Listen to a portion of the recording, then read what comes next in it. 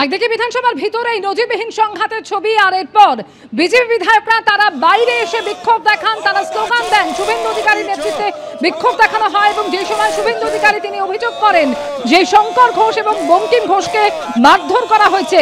এছাড়াও শুভেন্দু অধিকারী বলেন যে মুখ্যমন্ত্রী এর আগে এমন বিরোধিতার মুখে পড়েননি। সংখ্যালঘু দোসর এবং বাংলাদেশ থেকে আসা রোহিঙ্গাদের বাঁচানোর চেষ্টা। জেনে গেছে জনতা, জেনে গেছে জনতা, জেনে গেছে জনতা, চাকরি চোর মমতা, জেনে গেছে জনতা, চাকরি চোর মমতা, জেনে গেছে জনতা, চাকরি চোর মমতা, জেনে গেছে জনতা। আজকে নজিরবিহীন ভাবে মমতা বন্দ্যোপাধ্যায় দীর্ঘক্ষণ বসে থাকলেন, কয়েকজন জখম হলেন, এটা কি বলবেন? ওভারঅল মমতা করিয়েছে।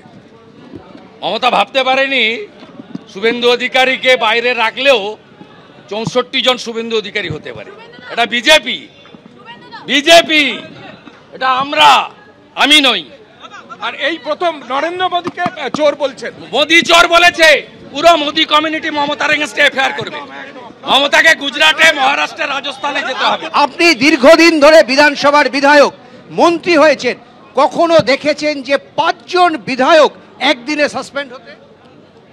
আজকে যেভাবে সিকিউরিটিদেরকে গুন্ডা হিসেবে ব্যবহার করা হয়েছে, এরা সিকিউরিটি না সোনারপুর, বারুইপুর, মেটিয়াবুরুজ থেকে আনা গুন্ডা, এটা তদন্ত করে দেখার বিষয় রয়েছে। মমতা ব্যানার্জি ভেবেছিলেন বিরোধী দলনেতাকে বাইরে রেখে রোহিঙ্গা আর বাংলাদেশি মুসলমানদের বাঁচাতে গিয়ে বাংলা বাঙালি করব। আজকে বিজেপি বুঝিয়ে দিয়েছে 65 জনই এলওপির ভূমিকা নিয়ে।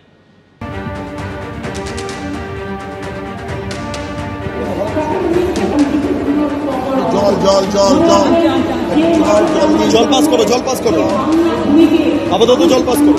আমার বুকে স্ট্রেন মার্ক আছে, তার সাথে আমাকে এইভাবে মারলো। আমাদের সবচেয়ে বেশি সম্মানের, নানা ভাষা, নানা মত, নানা পরিধান।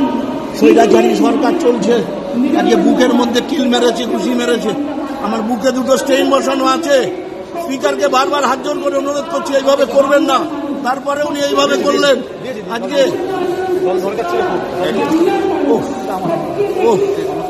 আমি অনুরোধ করেছি, 2টো স্টেইন বসানো আছে, আপনি এইভাবে করবেন না স্যার।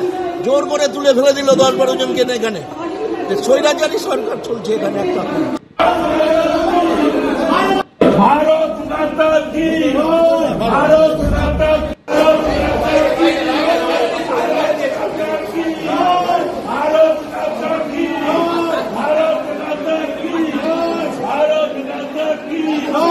ভারত মাতা কি। আমাকে জোর করে দিল